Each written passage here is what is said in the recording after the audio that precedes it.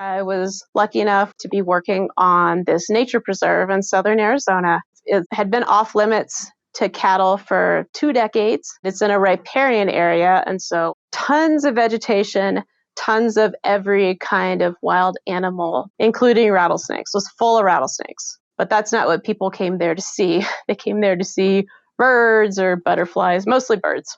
So one day when I was working manning the visitor center, a Boy Scout troop came out and they were starting their backpacking trip. And, I met them and they were signing in and telling me where they're going. And I was like, well, hey, I'm getting ready to go radio track one of our black-tailed rattlesnakes, Jaden, and it's in the direction of your all's hike. Do you want to come along with me? And of course, the kids were very excited about that.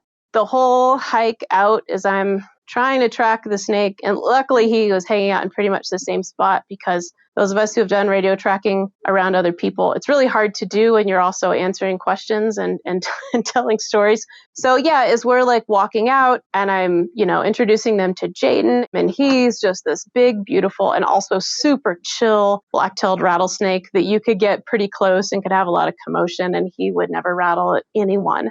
This was close to baby season, and so my mind was on rattlesnake babies. So I was sharing with this scout troop that rattlesnakes give birth to live young and they take care of their babies. And I said, it's really neat. This is one of the first species that was published in Science, which is why I was talking about it with a male rattlesnake. So, they got to see the snake. They were all real excited. And I'm getting ready to head back to the visitor center. And they're getting ready to head off on their backpacking trip. And they start to walk, and the kids are like kind of going ahead. And then the scout leader stops and he turns around and he comes back to me after the kids are kind of out of earshot. And he said, I live out in this small town nearby, and we have a lot of rattlesnakes that show up in our yard. And I have never given a thought to if it shows up, like I chop his head off.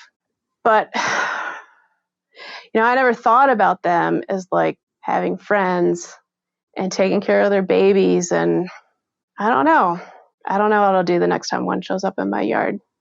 And then he just walked off down the trail and it was so cool.